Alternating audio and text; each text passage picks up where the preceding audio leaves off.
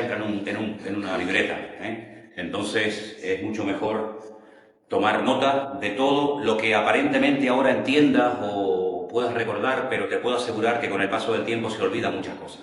Entonces lo mejor es apuntar, apuntar y apuntar, y así después puedes repasar. Incluso les digo que el último día habrá una especie de prueba o de pequeño examen, ¿no?, para ver si realmente has aprendido lo que hemos intentado enseñar. La semana pasada dimos 3 reglas fundamentales que ustedes tienen que tener siempre presente en vuestra vida cada vez que se quieren acercar a la palabra de Dios a interpretarla correctamente. Una de las reglas que la semana pasada dimos y la repasamos es que la Biblia se interpreta a sí misma. Apunten eso. Eso es una regla de oro. Eso no lo puedes pasar por alto, porque entonces vas a estar recurriendo a otras fuentes cuando la misma fuente es la Biblia. Como la Biblia es un compendio de libros, lo que no entiendes en uno lo entiendes en otro.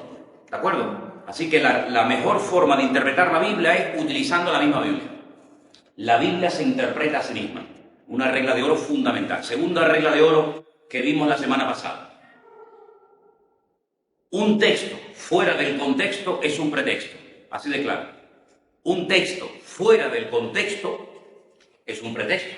Yo pellizco un versículo sin respetar por qué se está diciendo eso y puedo montar pues una falsa doctrina y puedo, digamos, hacerte creer algo que no dice realmente la Biblia. Lo que pasa es que ha cogido una parte y no respetando el todo, y eso es muy peligroso. Eso suele ser el sistema típico de las sectas o de los que manipulan la Biblia y dicen, oye, que la Biblia dice tal cosa, y tú lo lees y dices, oye, ¿verdad? ¿Pero por qué lo dice? ¿A quién se lo dijo? ¿Entiendes? Yo te puedo demostrar por la Biblia, pues, muchísimas cosas, pero cuando respeto el contexto, decimos, ahora sí entiendo por qué dice eso, ¿de acuerdo? Y otra regla de oro que dimos la semana pasada, más o menos, no sé cómo ustedes la escribieron, es cuando tú encuentras 2 versículos que aparentemente se contradicen, es decir, este dice una cosa y este dice otra, lo que tienes que hacer es buscar un tercer versículo que te aclare lo que aparentemente estos 2 contradicen. Si no lo encuentras, imagínate que dice, oye, pues mira, encontré un versículo que me ayuda a aclarar lo que dice este y este. Pero si no lo encuentras, entonces no hay contradicción entre el versículo A y el versículo B, sino que cada uno da parte de información desde el punto de vista del autor, evidentemente, pero no existe contradicción. Porque la cuarta regla de oro, que estas 9 tienes que apuntarla, es que la Biblia no contiene contradicciones.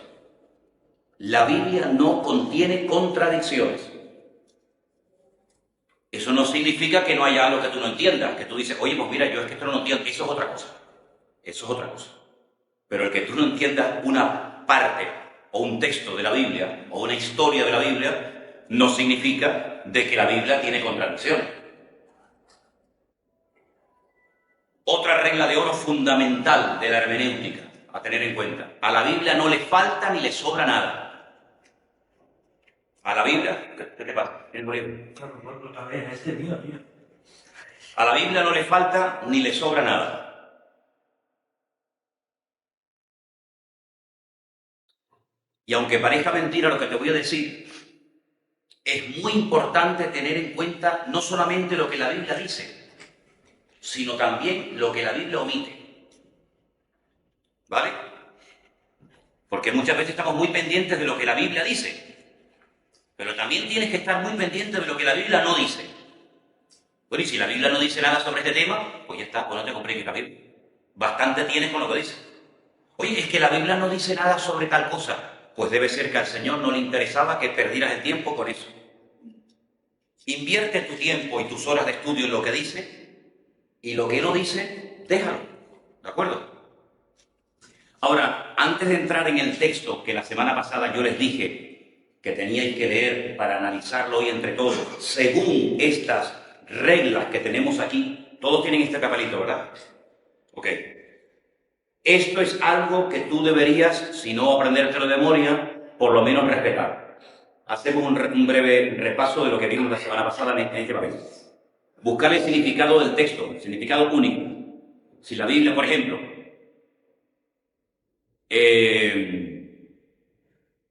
Es la fe, la certeza de lo que se espera, la convicción de lo que no se ve. Tema central del versículo. El mismo versículo te lo dice. El mismo versículo te lo dice. ¿De acuerdo?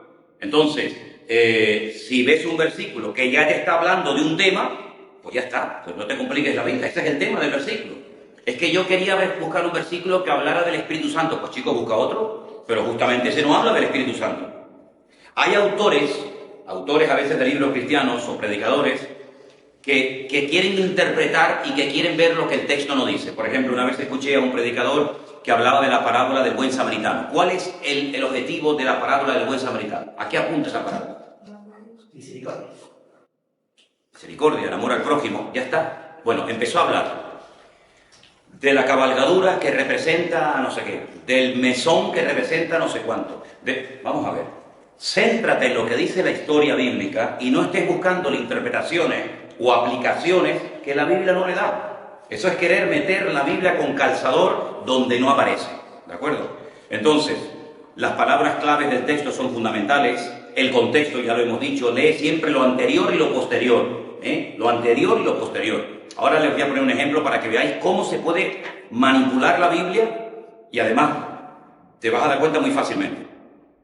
El tiempo de los verbos es muy importante, muy importante. Presente, pasado, futuro, si es algo que pasó, que va a pasar, que está pasando, a quién se le dijo, cuándo, dónde, por qué, el propósito, la ocasión, el tema, el escenario, la estructura del libro. ¿A qué me refiero con la estructura del libro? Hombre, pues no es lo mismo acercarte a la Biblia a través del libro de Apocalipsis que a través del Evangelio según San Juan. ¿Vale? Ya la estructura, a lo que apunta el libro del Apocalipsis, es más que nada un tema profético. ¿Vale? Entonces tienes que tener en cuenta que el lenguaje del libro, pues es un lenguaje típico del mundo de las profecías, de la escatología, ¿verdad? Que después en estas clases vamos a explicar un poquito significado de algunos números, colores, animales, para que cuando te los encuentres en otro libro, sepas de lo que estás tratando. Lo bueno de la Biblia, ¿sabes? Lo bueno de la Biblia, que tú, por ejemplo, cuando sabes interpretar una cosa en el libro de Apocalipsis que tiene que ver con algo profético, si te vas a otro libro que habla también de profecía, eso también representa lo mismo. Por ejemplo, un león con alas, por poner un ejemplo, un león con alas. ¿Dónde aparece por primera vez en la Biblia un león con alas? En el libro de Daniel. ¿Qué representa un león con alas? El imperio de Babilonia. Cuando tú te vas al libro de Apocalipsis, te encuentras otra vez a un león con alas. Y tú dices, uy, pero si este es el mismo de Daniel. Claro, es lo mismo. Tú te encuentras en el libro de Daniel un leopardo con 4 cabezas. Y ese animal que no existe, simplemente algo para ilustrar la división del reino de Grecia cuando se dividió, pues representa a Grecia. Si tú te encuentras otra vez en cualquier otra parte de la Biblia a un leopardo con 4 cabezas, te está hablando de Grecia. ¿Me explico? Entonces lo bueno es que cuando tú sabes interpretar ciertas y determinadas cosas, en otro libro es como los sueños. Cuando tú tengas algún sueño y creas que el sueño que tú has tenido puede ser de Dios, vete a la Biblia a ver lo que has soñado, qué significa. ¿Qué interpretación le dieron en la Biblia al agua, a la sangre, a los animales? Porque eso es lo que significa, no tiene otra aplicación, ¿de acuerdo? Entonces, es muy importante también entender por qué se dijo eso en este momento. Ahora lo vamos a ver, porque lo que ustedes estudiaron durante la semana fue el Concilio de Jerusalén. Y yo voy a hacer preguntas para ver si lo que se decidió allí tiene pleno vigor hoy en día o no. Si se puede transportar el mensaje, la conclusión de lo que se dijo allí a hoy en día. No podemos sacar las cosas de su contexto. Por ejemplo, el otro día cuando yo hablé en la iglesia de que Abraham le dijo a Eliezer que fuera a buscar a una novia para su hijo, pues hicieron un juramento, hicieron algo que hoy en día no tiene ningún sentido hacerlo, pero que en aquellos tiempos sí tenía. Entonces hay cosas que hoy en día tienen otra connotación completamente diferente. Pero tú no tienes que interpretar la Biblia con la mentalidad del siglo XXI, ni como un europeo, sino tú tienes que meterte en el contexto y en el tiempo histórico de la Biblia, porque lo que significa hoy una cosa, en aquel tiempo significaba otra. ¿Te das cuenta? Por ejemplo, hoy en día, no sé, que una mujer le diga, hola hermano, ¿qué tal? ¿Cómo estás? Eso no pasa nada. Pero en aquellos tiempos, el que una mujer, incluso estando inmunda, tocara a un hombre en público, pues era ya suficiente como para que te cayeran a pedradas encima.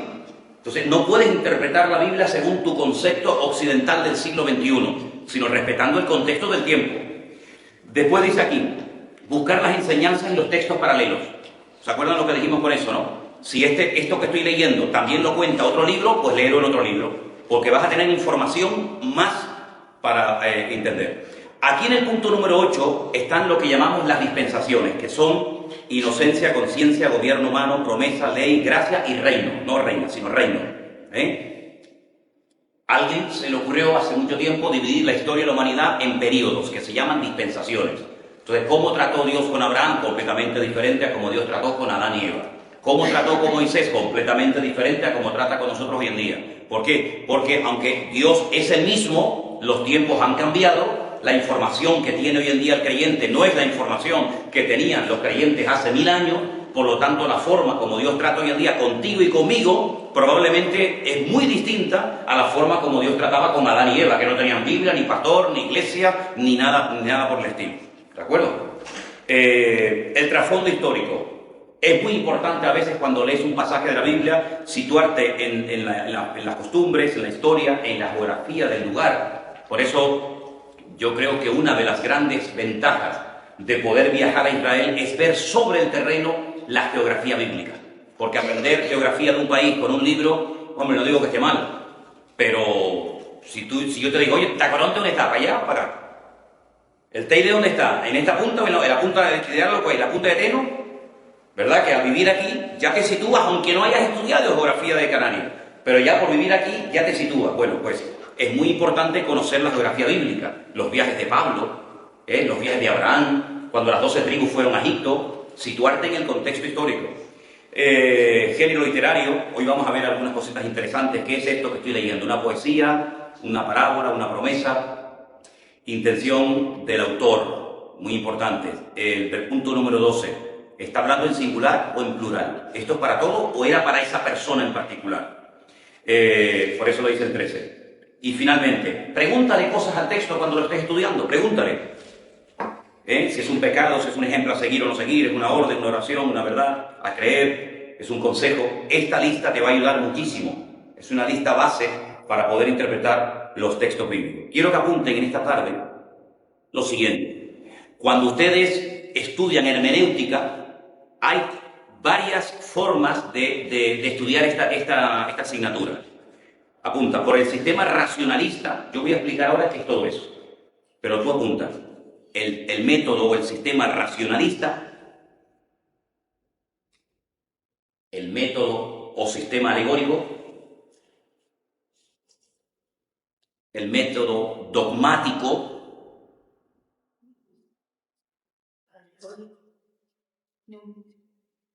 racionalista, alegórico, dogmático, o el cuarto, gramático histórico. Racionalista es el primero. Significa que cuando leo algo, lo voy a someter todo a mi propio juicio particular. Hay gente que lee las 10 plagas de Egipto y dice, no, vamos a ver, eso no fueron milagros. Lo que pasa es que río arriba hubo un desprendimiento de tierra y entonces ellos creyeron que el mar se partió o que el río Jordán se secó. Pero no, es que hubo un desprendimiento de tierra y entonces, bueno, se quedó un charquito de agua y ellos pasaron y tal y cual, ¿sí? Y se van a ahogar miles y miles de soldados y caballos en un charquito de agua, ¿no? Sí, es tratar siempre de darle una aplicación racional. Si no me entra en la cabeza, no lo acepto. Nosotros, lógicamente, no estamos de acuerdo con eso. ¿Por qué? Porque muchas veces Dios rompe la norma. ¿Vale? Dios va en contra de la corriente, luego el sistema racionalista para interpretar la Biblia no es el correcto. No quiero decir con esto que Dios prohíbe pensar, al contrario, ojalá pensáramos más, ojalá racionáramos más, pero no filtres únicamente por la mente la Biblia, porque la Biblia hay muchas cosas que van en contra de la lógica, entre comillas, ¿no? El método alegórico es el que dice, la Biblia simplemente describe una lucha entre el bien y el mal, utilizando personajes como Abraham, Moisés, la luz, las tinieblas, soldados, etc. Pero no es real, es una alegoría, es una historia que se cuenta para conocer el mundo espiritual, lo que pasa con los seres humanos, con los demonios, con los ángeles, pero es simplemente una alegoría, totalmente falso. Es verdad que en la Biblia hay alegorías, incluso fábulas, como dije la semana pasada. En la Biblia hay una fábula donde árboles se ponen a hablar unos con otros, ¿verdad? Pero la Biblia es mucho más que simplemente algo que lo cuenta en plan alegórico. Y luego el sistema dogmático es aquel que tú lo quieres adaptar a tu doctrina. ¿Me explico? Yo tengo una lista de creencias y entonces cojo esta parte de la Biblia y digo, esto me viene bien, esto no me interesa. Esto lo aplico a mi iglesia, esto no me conviene. Esto sí, esto no. No, esto no es como ir al McDonald's, ¿no? Esto, deme esto, no, con papa, no. Pues, no. La Biblia la tienes que tomar desde el principio hasta el final. Entonces, ¿cuál es el sistema correcto? El último que te digo, el gramático histórico. La Biblia, evidentemente, te cuenta una historia, no te cuenta todo. El mismo Juan dice que él no escribió todo lo que le oyó decir y hacer al Señor Jesucristo, y ahí emplea un estilo literario que es la hipérbole, que es la exageración, diciendo, creo que no cabrían los libros en el mundo si se hubieran escrito una detrás de otra las cosas pero estas cosas se han escrito. Es decir, la Biblia es un pequeño resumen, ¿vale? La Biblia no contradice a la ciencia, la verdadera ciencia no contradice a la Biblia. Pero la Biblia te cuenta simplemente 6.000 años de historia, ¿vale? Cuando comenzamos a leer la Biblia te dice en el principio, pero otra forma de interpretar Bereshit, que es la primera palabra de la Biblia, es en un principio. Es decir, la Biblia te va a contar un principio, pero no todos los principios de todo lo que Dios hizo. En ningún momento tú te encuentras a Dios creando a los ángeles, pero ahí están. Ves en el jardín del Edén a Adán, a Eva y a Satanás, pero que ya no es un querubín maravilloso y precioso como lo describe Isaías y Ezequiel, sino que ahora es Satanás. ¿Y este de dónde salió? Luego Génesis 1, ¿verdad? No te está relatando su creación, pero en otro libro. ¿Por qué? Porque la Biblia no está en orden cronológico. Y eso es algo que tú tienes que entender. Generalmente cuando tú compras un libro, tú empiezas a leerlo desde el principio, y está bien. Pero la Biblia, repito, no está en orden cronológico. Hay cosas que ocurrieron después de Génesis, pero como se puso al principio el libro del Génesis, por ejemplo, el libro de Job, la historia de Job es mucho más antigua que la historia de Abraham o que la historia de Moisés. Pero entonces, ¿por qué no ponen a Job al principio si lo ponen casi por la mitad? Bueno, pues porque eso no tiene nada que ver con... Eso es la distribución que se le dio a los libros. ¿Por qué? Porque nosotros tenemos el Antiguo Testamento y el Nuevo Testamento. El Antiguo Testamento, que en el idioma original se llama Tanaj, nunca se habla de Antiguo Testamento. Tanaj es la combinación de lo que se llama en hebreo la Torá, que son los primeros 5 libros que tenemos en la Biblia, los Neviín, que son todos los profetas, que hay un montón de profetas en el Antiguo Testamento, y los Ketubín, y con esas 3 palabras se coge la primera letra y se forma la palabra Tanaj. ¿Qué es la Tanaj? Pues todo el Antiguo Testamento, que es el mismo que tenemos nosotros, exactamente igual. El Nuevo Testamento, en el texto original de hebreo, no aparece. El Nuevo Testamento es posterior a Cristo. El Antiguo Testamento es anterior al Señor Jesucristo. Entonces, no es lo mismo interpretar lo que dice la Biblia antes de Cristo que lo que dice la Biblia después de Cristo, ¿vale? Pero tienes que saber situarte. Ahora, una de las cosas que ustedes tienen que reconocer es que la Biblia no está escrita en un solo estilo literario. No está escrita en un solo estilo, sino que hay montones. Y yo les voy a dar algunos para que ustedes cuando los encuentren, de hecho vamos a buscar ahora algunos, sepan reconocerlos. Por ejemplo, apunten, símil. El símil, con este.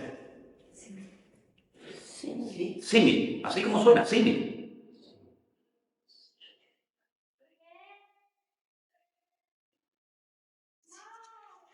Apunten, en esta figura literaria,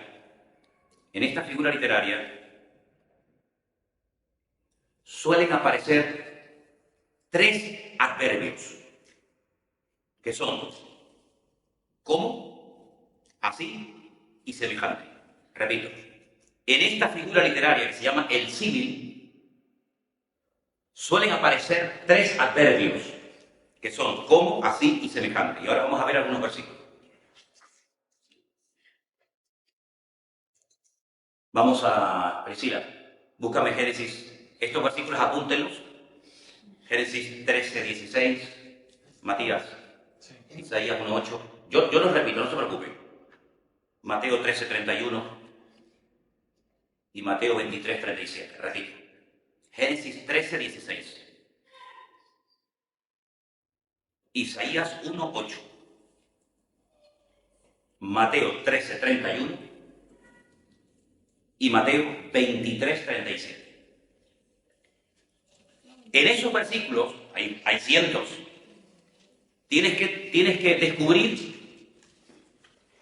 el símil. Vamos a leerlo, el primer versículo, Génesis 13, 16. Escuchen. Priscila. Y haré tu descendencia como el polvo de la tierra, de manera que si alguien puede contar el polvo de la tierra, también tu descendencia podrá contar. Haré tu descendencia Como el polvo. como. Eso es un símil. Quiere decir, si interpretamos literalmente el versículo, que los hijos de Abraham serían polvo. No. ¿Por qué dice haré tu descendencia como el polvo de la tierra? ¿A qué se refiere? En cantidad. Claro, el polvo, la arena del desierto, coges un puñado y no eres capaz ni de contar un pequeño puñado. Es decir, que recurre al símil del polvo del desierto o la arena del desierto para que Abraham se haga una idea que va a ser una descendencia incontable, tremendamente numerosa. Eso es un símil. ¿De acuerdo? Si lo interpretas de otra manera, estás diciendo una auténtica barbaridad. Entonces te das cuenta cómo aparece el adverbio haré tu descendencia como. Bien. Isaías 1:8. Y queda la hija de Sión como enramada en viña y como cabaña en melonar, como ciudad asolada. ¿Ves? Otra vez, léelo fuerte. Y queda la hija de Sión como enramada en viña y como cabaña en melonar, como ciudad asolada. Isaías 1:8. Está hablando de la hija de Sión. ¿Quién es la hija de Sión? Y Jerusalén.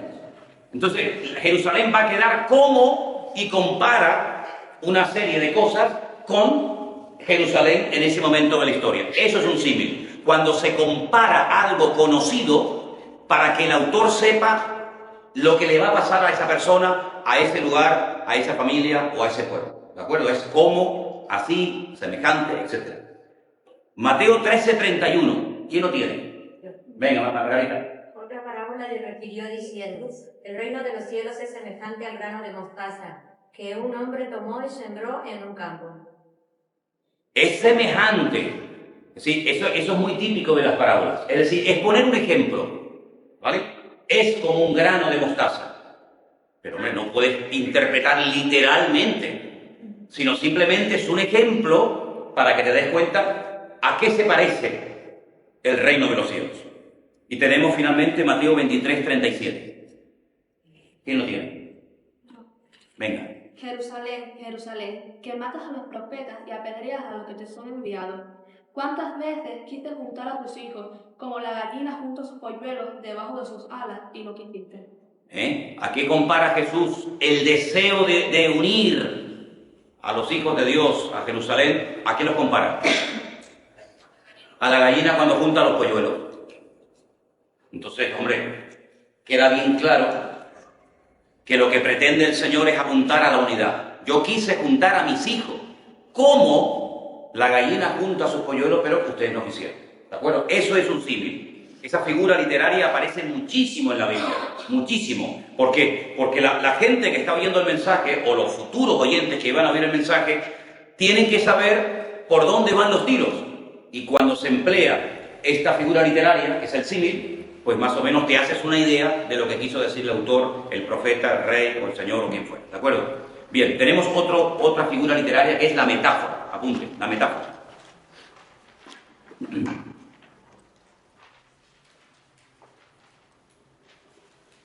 Es diferente al símil porque no emplea un adverbio de comparación. Repito, es diferente al símil porque no se emplea el adverbio de comparación.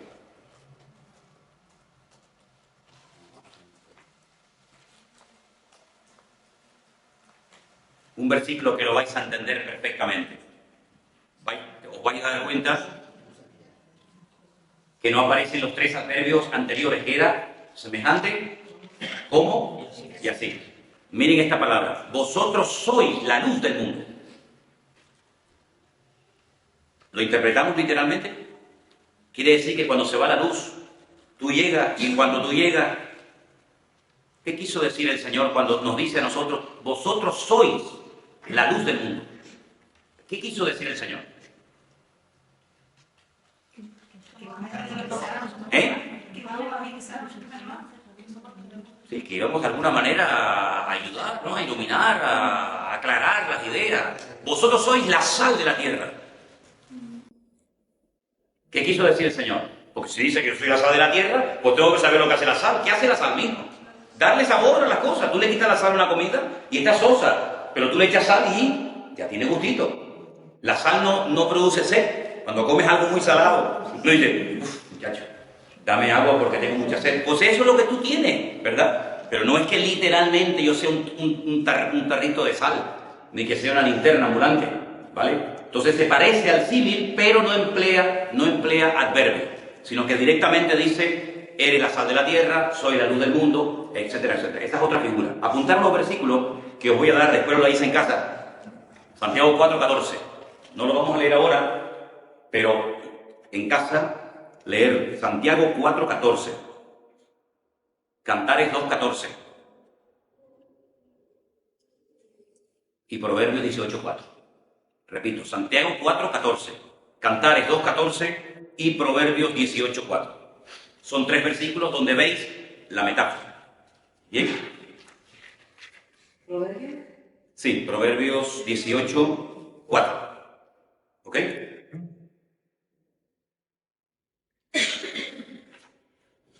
Hay una figura literaria que es muy, muy, muy importante, se llama el tipo. Apunten, el tipo. Y apunten un poquito lo que les voy a decir. El tipo es algo divinamente preparado de antemano. El tipo es algo divinamente preparado de antemano para representar una realidad espiritual futura.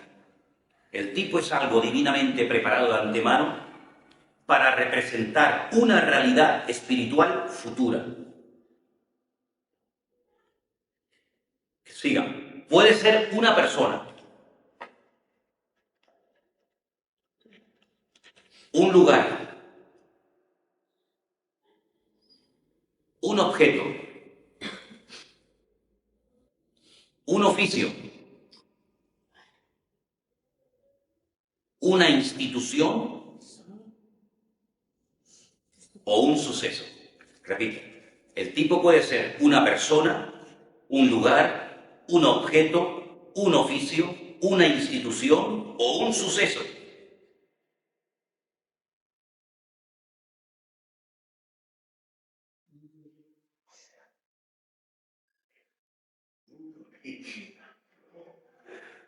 Por ejemplo,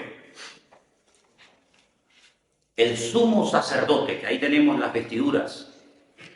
El sumo sacerdote es un tipo ¿de quién? De Cristo.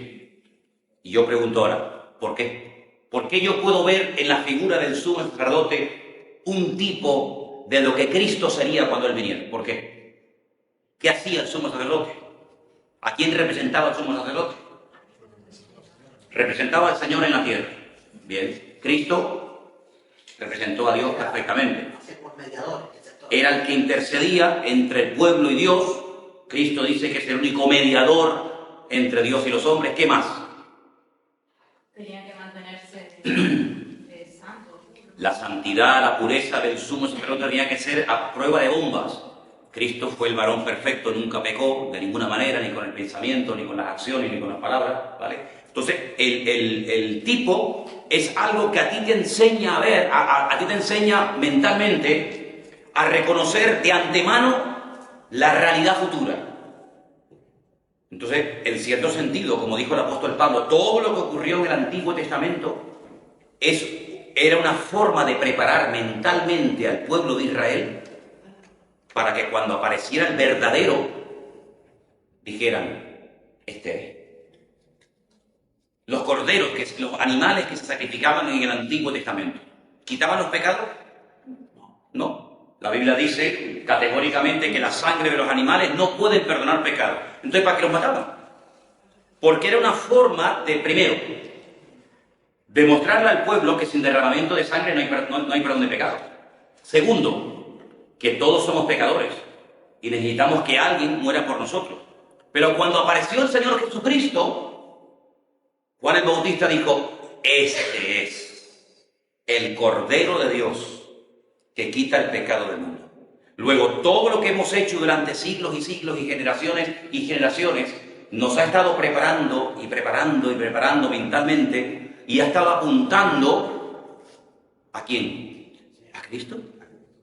Entonces, como el tipo es algo repetitivo, va preparando de antemano a la persona para que cuando aparezca el antitipo, digamos que el sumo sacerdote es el tipo de Cristo y Cristo es el antitipo del tipo.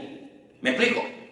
Entonces, la liberación del pueblo de Israel de Egipto, mira que se dice eso en el Antiguo Testamento, y cuando sacó con mano poderosa y humilló al faraón. ¿Eso qué representa? ¿Qué tipifica? Nuestra liberación del pecado. Así como el Señor sacó de la esclavitud a un pueblo y lo llevó a la tierra prometida, Cristo a nosotros nos ha sacado del pecado y nos lleva a la presencia del Padre. Ni más ni menos. ¿Te das cuenta? Entonces, todos los tipos en el Antiguo Testamento, claro, los tipos lógicamente están en el Antiguo Testamento, no tiene ningún sentido que estuvieran en el Nuevo. Si estuvieran en el Nuevo todavía faltaría el cumplimiento. Toda esta figura literaria del Antiguo Testamento, el tipo, apunta siempre a algo en el futuro que se cumplió fundamentalmente en la figura de Cristo. Por ejemplo, el arca de Noé es un tipo de ¿qué? En el arca la gente se salvaba. Imposible, el arca se salvaba. Eso tiene que tipificar algo. ¿A qué?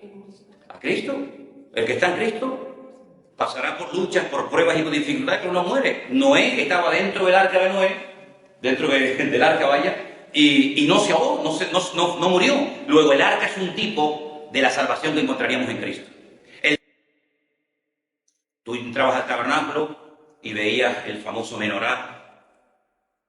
Es verdad, era algo literal, pero siempre hay que ver más allá de lo que ves a simple vista. La menorá, el candelabro ese gigante, iluminaba a la gente que entraba allí, pero Jesús dijo: yo soy la luz del mundo.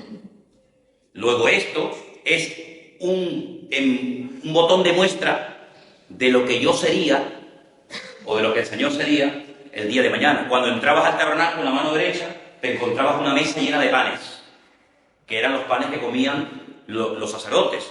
Jesús dijo: yo soy el pan de vida. Entonces, cuando comían ese pan, pues psicológicamente el Señor lo estaba preparando para todo lo que vendría en la figura de Cristo. ¿Te das cuenta? Entonces, es muy importante reconocer esos tipos, ¿verdad? Es como, por ejemplo, cuando la sangre en el Antiguo Testamento, ¿de qué es tipo? Pues de la sangre de Cristo. Y tantas cosas, ¿no? Entonces voy a darles algunos versículos para que los vean. Por ejemplo, Romanos 5:14. Romanos 5:14. Josué 1:15. Vamos a leer esos dos versículos un momentito, por favor. Romanos 5:14 y Josué 1:15.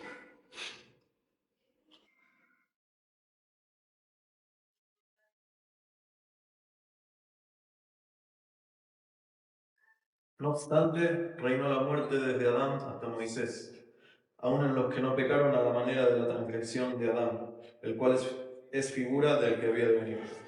El cual es figura del que había de venir. Por eso Pablo, que es un experto en darle aplicación a los tipos del Antiguo Testamento, él dice que así como hubo un primer Adán que llevó a la raza humana a la ruina, ¿verdad? Y por ese primer Adán vino la muerte, porque entró la desobediencia.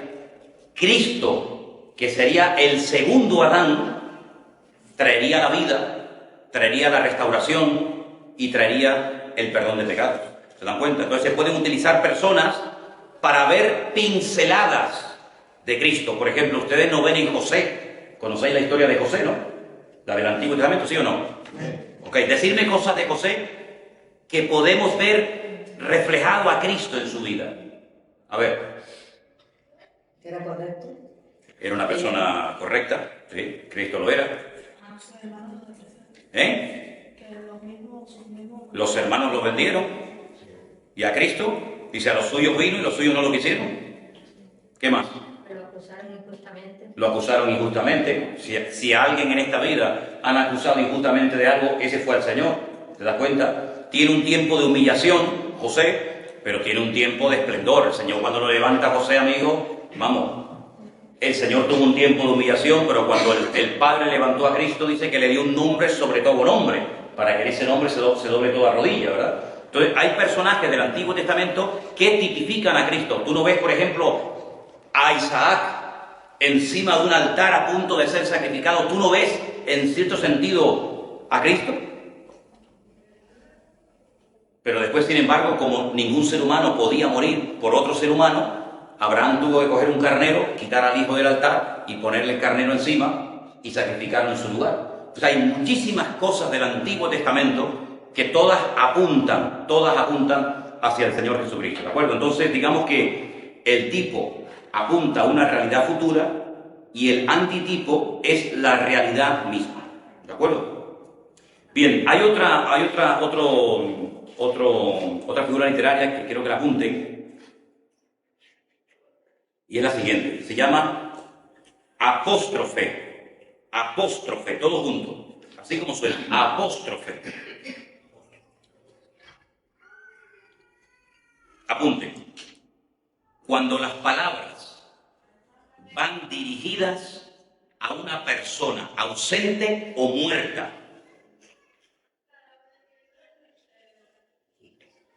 el apóstrofe es cuando hay palabras que van dirigidas a una persona ausente, si no está, o muerta, o a alguna cosa inanimada o abstracta, como si pudiera oír.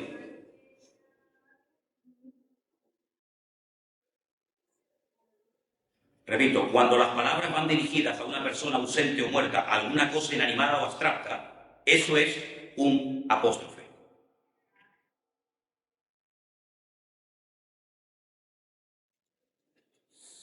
Cuando le dicen al rey David que su hijo Absalón ha muerto, dice la Biblia que él comenzó a gritos en el palacio a gritar, ¡Absalón! ¡Absalón! ¿Le oía Absalón?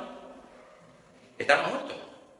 Pero era un grito de dolor, donde el padre pronuncia el nombre de su hijo. Cuando alguien en la Biblia pronuncia una palabra y hace referencia a una persona que no está presente, a algo que es inanimado, o a una persona que está muerta, esa figura literaria se llama el apóstrofe. Vamos a apuntar varios versículos. Isaías 1:2, Isaías 1:2, Primera de Corintios 15:55. Vamos a verlos. Isaías 1:2 y también Isaías 1:2, Primera de Corintios 15:55. Vamos a verlos. ¿Quién lo tiene? Oí cielos, escucha tu tierra, porque habla Jehová. Crié hijos y les engrandecí, y ellos se rebelaron contra mí. Ahí tenéis un ejemplo. Oíd cielos, oíd tierra. Es una expresión que se llama apóstrofe. Cuando tú te estás dirigiendo a algo inanimado, como si te pudiera oír, ¿vale? Primera de Corintios 15:55. ¿Dónde está, o muerte, tu aguijón? ¿Dónde, oh sepulcro, tu victoria? Le está hablando a la muerte. ¿Dónde está, oh muerte, tu aguijón? ¿Dónde está, sepulcro, tu victoria? El sepulcro no oye. La muerte es algo abstracto, aunque real, ¿verdad? Pero el autor se dirige a esa persona ausente, muerta o algo inanimado o abstracto. Ese estilo literario, esa figura literaria, se llama el apóstrofe. ¿De acuerdo? Muy bien. Una última más que quiero que la apunten. La parábola, que es algo muy conocido por todos nosotros. Parábola.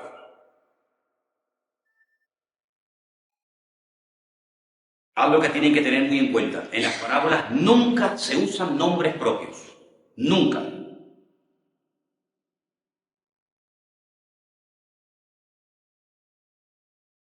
Es semejante al símil, pero más extenso. Es semejante al símil, porque también aparece el adjetivo semejante, pero es más extenso, ya que compone una narración. Digamos que es tomar algo conocido para explicar extensamente algo que se desconoce. Por ejemplo, en la parábola del hijo pródigo. ¿Cómo se llamaba el hijo pródigo? ¿Y el padre cómo se llamaba? ¿Y el hermano? Es una parábola, es simplemente un cuento que pudo ser real o no, pero las parábolas nunca te dan los nombres propios.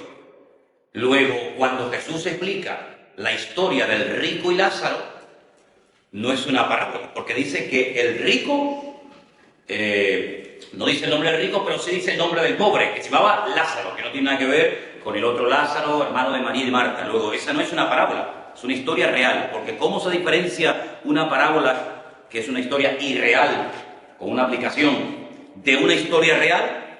Porque en una aparecen nombres propios y en otra no. Entonces Jesús dijo montones de parábolas para que la gente se hiciera una idea de qué es el reino de los cielos y qué no es el reino de los cielos. ¿De acuerdo? Bien, ¿alguna pregunta sobre las figuras literarias que estamos viendo en esta noche? Hay un montón. Hay montones. La semana que viene vamos a ver las alegorías, las fábulas, adivinanzas, enigmas, porque en la Biblia también hay adivinanzas. ¿Alguien recuerda alguna? ¿Alguien que propuso una adivinanza? Sí. ¿Eh? Sí, tú cuando hablas fuerte, que yo tengo el oído un poco... Sansón. Sansón dio una adivinanza y saber quién sabe esta adivinanza. Y se la respondieron, pero después te acuerdas lo que dijo, ¿no? Ay, si no hubieran arado con mi novilla, no hubieran aprendido esto. ¿Por qué? Porque ella se chivó y le dijo lo que significaba, ¿no? Ok, entonces hay montones de figuras literarias en la Biblia, pero ahora vamos al pasaje que la semana pasada les pedí que ustedes leyeran, que era Hechos, capítulo 15. ¿La mía la tenía por ahí? Ah, está. Solamente, bueno, ustedes vayan ¿cómo es? A Hechos capítulo 15, solamente les voy a demostrar cómo se puede hacer una doctrina si pellizcamos, busquen Hechos 15. Pero quiero que también, un momentito, nada más un segundo, para que veáis, cuando no se respeta el contexto, la barbaridad que se puede decir. Primera de Corintios capítulo 14. Primera de Corintios capítulo 14.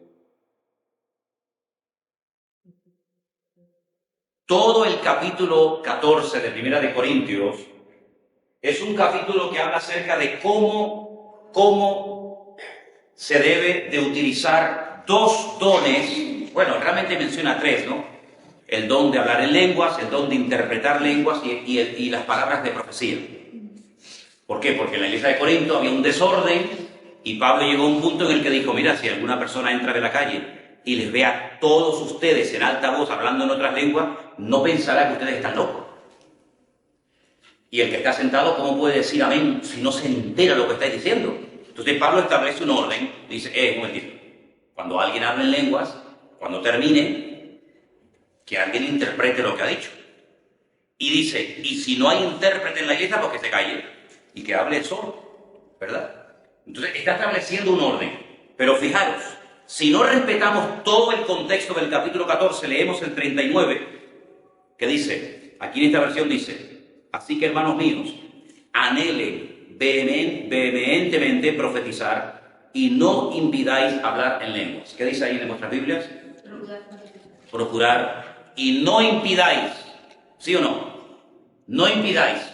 Luego si dice no impedir hablar en lengua, pues entonces se pueden poner 40 personas al mismo tiempo a hablar en lengua, porque la Biblia dice, no impidáis hablar en lengua, pero lee el siguiente, lee 40. Pero, si ustedes no impidan, ¿me explico? Si yo quito el 40, esto es un desmadre. ¿Qué es decentemente y con orden? Pues todo el capítulo 14. Entonces, muchas veces la gente te saca un versículo y te dice, oye, que la Biblia dice esto. Por ejemplo, cuando el marido se enfada con la mujer, ¿no? El típico versículo del marido es, oye, la Biblia dice que las mujeres están sujetas a los maridos, no sé qué, no sé cuánto. Sí, pero ¿por qué no te lees el tuyo? Porque es más fácil someterse que amar. ¿No crees? Es mucho más difícil amar que someterse. Y la Biblia dice que el marido a la mujer tiene que amarla. Entonces, cuando tú cumplas el tuyo, tú tienes toda la autoridad del mundo sin decirle nada, ya verás cómo todo fluye. Pero cuando tú no haces lo tuyo, tienes que estar todo el día con el puñetazo en la mesa porque no fluye la bendición. Y cuando no fluye la bendición será por algo. Y como yo dije hace poco en ese famoso libro que traje de por ahí, cuando tú estás en orden, la bendición fluye. Cuando tú no estás en orden, pues tienes que recurrir a tus derechos. Bueno, vamos a ir a Hechos capítulo 15, que es el capítulo que ustedes tenían que leer.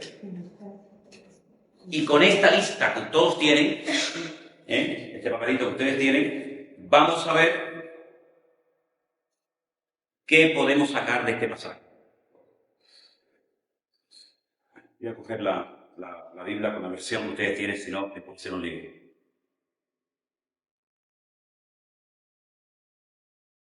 Dice, entonces algunos, ¿estáis? Algunos que venían de Judea enseñaban a los hermanos, si no os circuncidáis conforme al rito de Moisés, ¿qué? No podéis ser salvos. Es decir, que el follón empezó por esta enseñanza que algunos traían de Judea. Bien, ¿estáis de acuerdo vosotros con esto que decían esta gente? Si estáis de acuerdo con esta declaración de esta gente que enseñaba a la iglesia que si no se circuncidaban no podían ser salvos. Después de Cristo uno era salvo por gracia. Después de Cristo uno era salvo por gracia. Que no estamos de acuerdo. No estáis de acuerdo. Porque si Dios nos salvó gratis, como pone ahí. Bueno, vamos a seguir leyendo entonces. Versículo 2. Como Pablo y Bernabé tuvieron una discusión y contienda no pequeña con ellos, hay algunas personas con una falta de madurez alucinante, que es uno de los grandes problemas y plagas de la iglesia del siglo XXI, que cuando ven que hay discusión, se asustan, se ponen nerviosos. Y sin embargo, en la Biblia, el discutir, incluso hasta acaloradamente, pero por supuesto sin llegar a las manos ni nada de eso, era un sistema y es un sistema tremendamente utilizado hasta el día de hoy. El discutir, el decir, no, pues yo creo esto, yo creo lo otro, no sé qué, no sé cuánto, pues tiene sus pros y tiene sus contras, ¿vale? Y dice aquí que Pablo tuvieron una discusión y una contienda no pequeña, así que aquello estaba acalorando. Se dispuso que subiese Pablo y Bernabé a Jerusalén y algunos otros con ellos a los apóstoles y a los ancianos para tratar esta cuestión. ¿Qué cuestión? La que hemos visto en el versículo 1. Ellos pues habiendo sido encaminados por la iglesia. ¿Qué significa ser encaminados por la iglesia?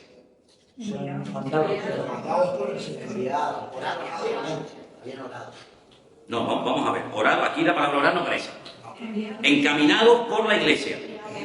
Enviados por la iglesia. Es decir, que para ir a esta reunión que se iba a celebrar en Jerusalén, Pablo y Bernabé no podían decir, pues vamos. ¿Sí o no? ¿Sí o no? No podían decir, yo me voy a Jerusalén. Y no, un momentito, ¿a ti quién te manda? Entonces, si Pablo y Bernabé, que eran dos pedazos de hombres de Dios, tienen que ser enviados por la iglesia, porque aquí nadie va por libre. Si Pablo y Bernabé, que ya son apóstoles y ya son mi madre, dentro de eso algo tremendo, si esta gente tiene que ser encaminados por la iglesia, pues aquí hay una enseñanza muy importante para nosotros hoy en día, ¿no les parece? Porque no es lo mismo ir por libre que me mande la iglesia. ¿No les parece? Bien. Van encaminados por la iglesia. Pasan por Fenicia, pasan por Samaria y van contando la conversión de los gentiles. ¿Quiénes son los gentiles? Los que no son judíos. Luego, los judíos no son gentiles. Y los gentiles no son judíos. Sí, gentiles es una cosa y judíos otra. ¿Y cristianos? Los que ya creyeron. ¿Pero los gentiles creen o no creen? Bueno, estaban a punto ya de recibir la palabra y creer. Ok, aquí tenemos tres grupos, judíos, gentiles y cristianos. ¿Los judíos creen o no creen? ¿Los gentiles en quiénes creen? ¿Y los creyentes? ya creyeron Son en gentiles. Entonces, para ser cristiano, ¿tengo que dejar de ser gentil y judío? A ver, ¿cuál es tu postura? A ver, judíos, cristianos y gentiles. ¿Tú qué eres? ¿De los tres qué eres tú? Cristiano y gentil. Cristiano y gentil. A ver, explícalo. Porque me parece que, o sea, un judío puede llegar a ser cristiano, porque puede creer en Jesús ya después por la gracia, con todo lo que pasa con tanto por la ley. Y un gentil, que somos los que no son judíos, pues son cristianos ya que creyeron en Jesús después que vino por la gracia. Oye, coge la Biblia del suelo si no te importa. Mira, pero un judío que se convierte deja de ser judío. No, sí, los judíos sí solo se hacen Sí, si yo soy judío, yo me convierto, yo estoy siendo judío, sí. Es como decir canario, ¿no? Por decirlo, español, ¿no? Yo me convierto. Ah, no, tienes que dejar ese español. Pero esto que es cuestión de nacionalidad. Es cuestión de creencia. De ¿Jesucristo qué era? ¿Judío, gentil o cristiano? Judío. Era judío. Y era creyente. La palabra cristiano hizo después que él resucitó. ¿Verdad? Entonces, ¿cuántos cristianos hay aquí? ¿Y gentiles? ¿Y judíos? ¿Ok? Entonces, para ser cristiano no hace falta cambiar de nacionalidad. Ni un judío tiene que dejar de ser judío para ser... Lo que pasa es que gentil, judío es, por así decirlo, una etnia, una raza, una nacionalidad. Pero gentil no es de un país. Gentil es que no eres. Para diferenciar al judío del no judío se le llama gentil.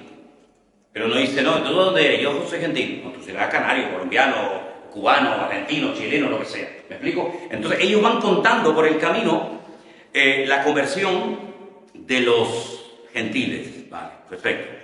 Llegan a Jerusalén. Porque después ponen el versículo 3 al final que causan gozo a todos los hermanos. Llegan a Jerusalén, son recibidos por la iglesia y los apóstoles y los ancianos. Aquí hay varios grupos. La iglesia, los apóstoles, los ancianos. Ok, vamos a ¿quiénes son los ancianos? Los de la iglesia, ¿no?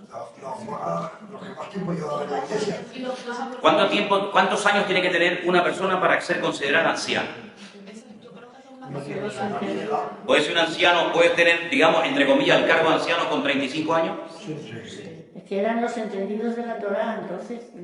Pero ¿hay una edad establecida? ¿Puede ser un anciano con 50 años?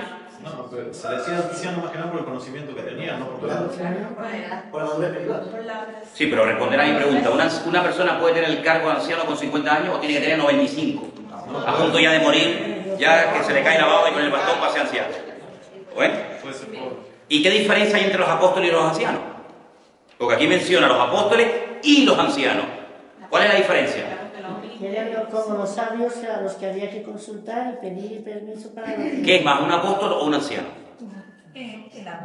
Son distintos. El apóstol iba Defínalo. evangelizando y generalmente, como Pablo, por ejemplo, escribía a todas las iglesias donde él había ido, donde él había evangelizado, y como que ¿cómo se dice? Los resultados. No, les escribía alentándoles, o sea, como que tenía un cierto control, o como lo supervisaba, por decirlo de alguna manera, a varias iglesias. Pero entonces por esta regla 3, un anciano entonces no puede evangelizar ni tener contacto con las iglesias. El apóstol era el que tenía los 5 ministerios. Yo creo que sí. Hoy en día existen apóstoles y existen ancianos. Sí, ancianos, sí. Ancianos sí, apóstoles no. El apóstol también va a ser lo que Este apóstol a lo que enseña. Es que hoy por hoy todos aparecen todos los pastores y todos los pastores dicen que son Sí, pero olvídense de hoy por hoy. Yo pregunto, si Pablo iba por el camino y va contando lo que él va haciendo hasta que llega a Jerusalén y dice que cuando llega a Jerusalén lo recibe, número 1, la iglesia, número 2, los apóstoles y número 3, los ancianos. Pues aquí me menciona a tres grupos diferentes de personas. Sí, la iglesia, empecemos por el principio. Llegan a Jerusalén y lo recibe la iglesia. ¿Quiénes son la iglesia? Todos los hermanos, todos los creyentes. Vale, perfecto. Los reciben en la congregación, vaya. Muy bien. Ahora hay que definir el papel de los apóstoles y el papel de los ancianos. Por ejemplo, un apóstol puedo ser yo. Anciano tiene que ser usted que me está enseñando a mí. Pero un apóstol no es el que ha visto a Jesús, el que vio a Jesús. ¿Cómo dices? El apóstol no es el que vio a Jesús. Vamos a ver. Claro. Vamos a ver. Sí, perdón. Espera. Dime. Un momentito. El apóstol es aquella persona que está autorizada por Cristo para predicar su palabra en la asamblea cuando ellos se reunían antes, ¿no? ¿Y los ancianos también? Los ancianos son los responsables en ese momento de... no sé. ¿Saben lo que pasa? Hay una otra asignatura que se estudia en la escuela bíblica que se llama sistemas de gobierno. Distintos tipos o distintos sistemas de gobierno. Voy a definir a grandes rasgos distintos tipos de gobierno que se estudian. Y hay todo tipo de congregaciones. Por ejemplo, la iglesia de Galicia de la abuela y de la bisabuela y de la tatarabuela y la de toda la vida nunca tuvieron pastor, nunca. Sino eran 7, 8 hermanos de peso, con conocimiento, con madurez, con experiencia, que llevaban ahí 1000 años cada uno, ¿vale? Y los llamaban ancianos. Los llamaban ancianos. No había un pastor, sino era un grupo de un consejo de ancianos, donde uno predicaba el domingo, otro predicaba el jueves, uno se encargaba de visitar a los enfermos, otro cuando se morían los enterraba. Era como un grupo de 5 o 6 hermanos ya con cierta edad, vamos, que eran de peso, no eran estos que entraban y a los 2 días, sino eran personas que predicaban, que atendían la iglesia, y nunca, por ejemplo, Elena, mi mujer, nunca tuvo un pastor, nunca, porque creo que eran en aquel momento 5 o 6 ancianos, que eran los que llevaban la iglesia. Ese es un sistema tan bíblico como el que os voy a comentar ahora. Es un sistema. Luego está el sistema de un pastor. Sí, hay un pastor, que es, por ejemplo, el sistema que más se conoce, y ese pastor se rodea pues, de colaboradores, de diáconos. Por ejemplo, en la iglesia esta, yo considero, y todos consideramos, que por la madurez, por el tiempo que llevan en el Señor, por la experiencia que tienen, a Armando y a Marcos son ancianos de la iglesia, son mis manos derechas, son personas que en un momento determinado digo, oye, mira que pasa esto, o está pasando esto, o no sé qué, no sé cuánto, que pueden compartir o no, pero generalmente suelen compartir, ¿no? Aunque a Armando no le gusta mucho eso de compartir, pero comparten. Bien, los apóstoles, la función de apóstol entra dentro de lo que se llaman los 5 ministerios, que si ustedes quieren leer más sobre esto, tienen que leer esta noche o estos días, Efesios capítulo 4. Efesios capítulo 4 habla de 5 ministerios. Fíjate, es muy fácil de aprender porque tenemos todos, creo, ¿no? Todos tenemos 5 dedos en la mano. Apóstol, profeta, evangelista, pastor y maestro. Eso está en Efesios 4, yo no me estoy inventando nada. 5 ministerios. Dice, para perfeccionar a los santos para la obra del ministerio. Apóstol, profeta, evangelista, pastor y maestro. No lo estoy diciendo primero, no, sino estoy diciendo los 5. Todos son importantes. Esto es como cuando vas al médico. ¿Te quieres sacar una muela? ¿A dónde vas? Pero si tienes problemas de corazón, al cardiólogo.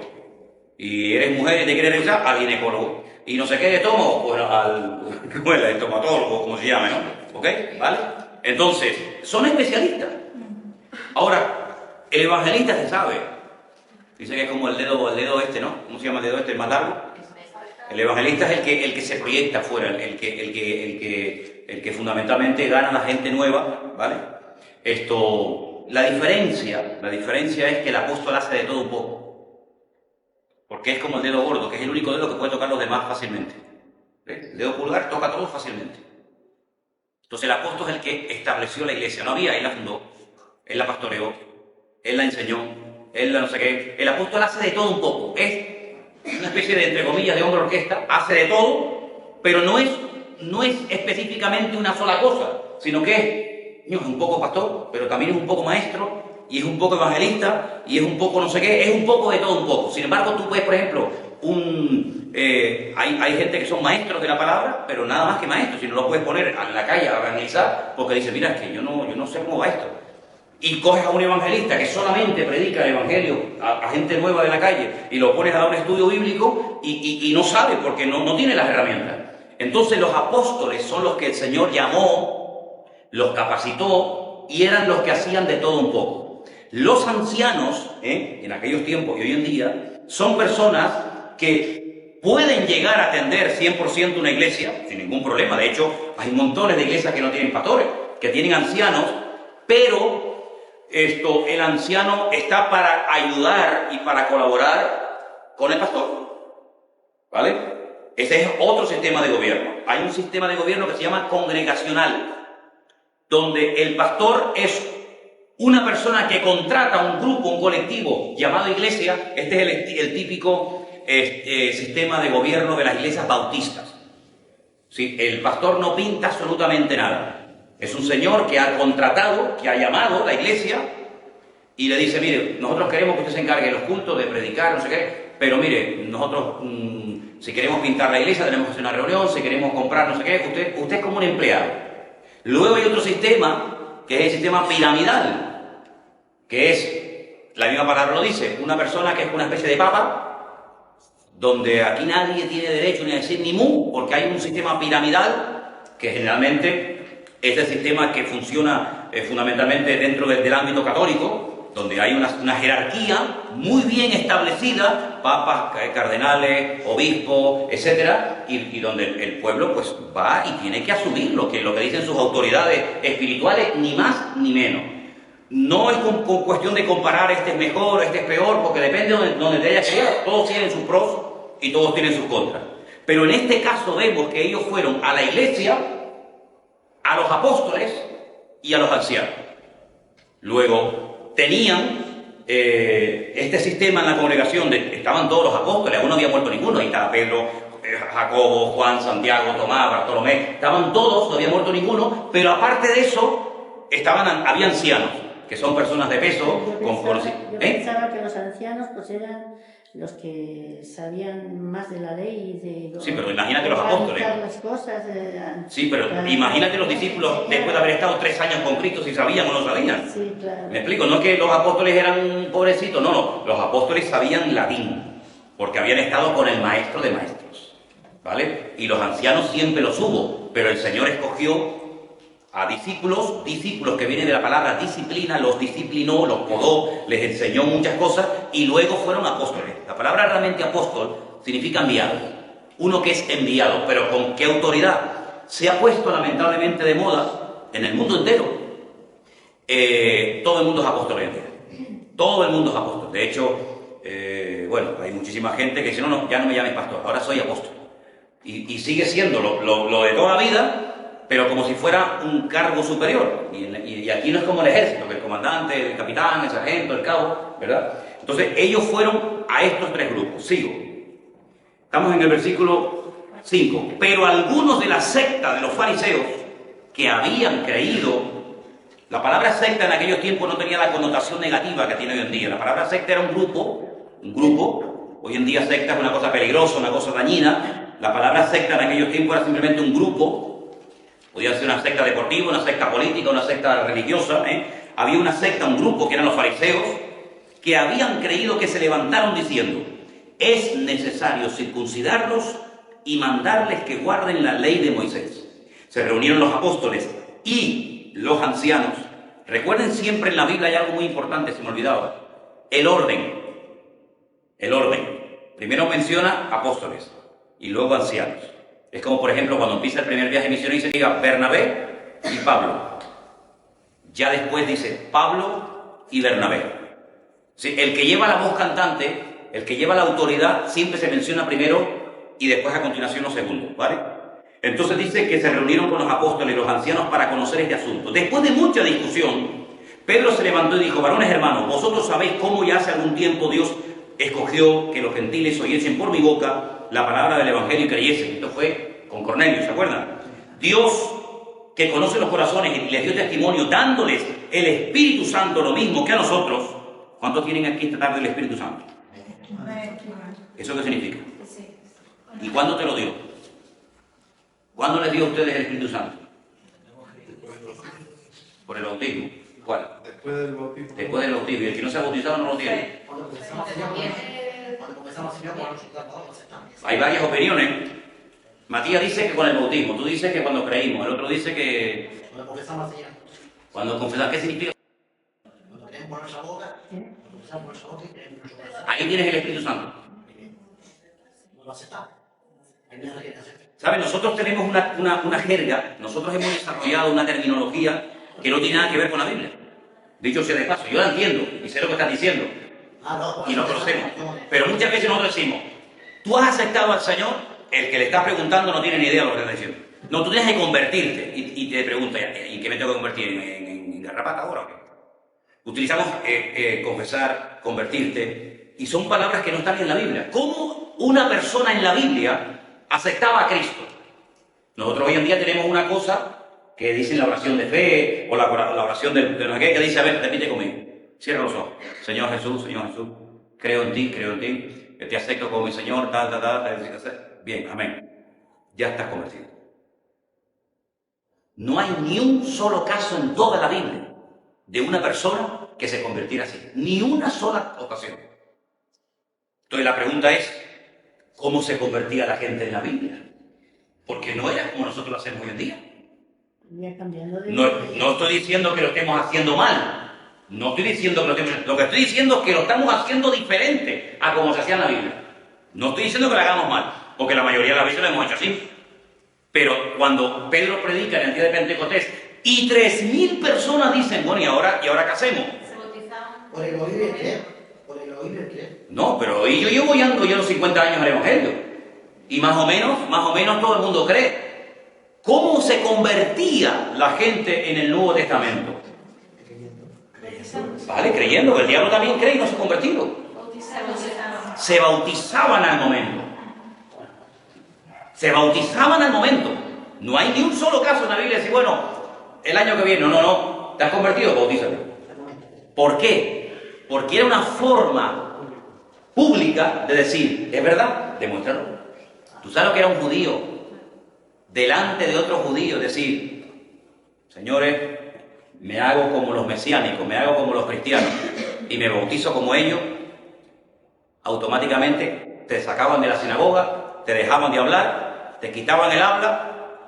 Por eso, amigo, la gente no se bautizaba si no estaba segura de que realmente Jesús era el Mesías.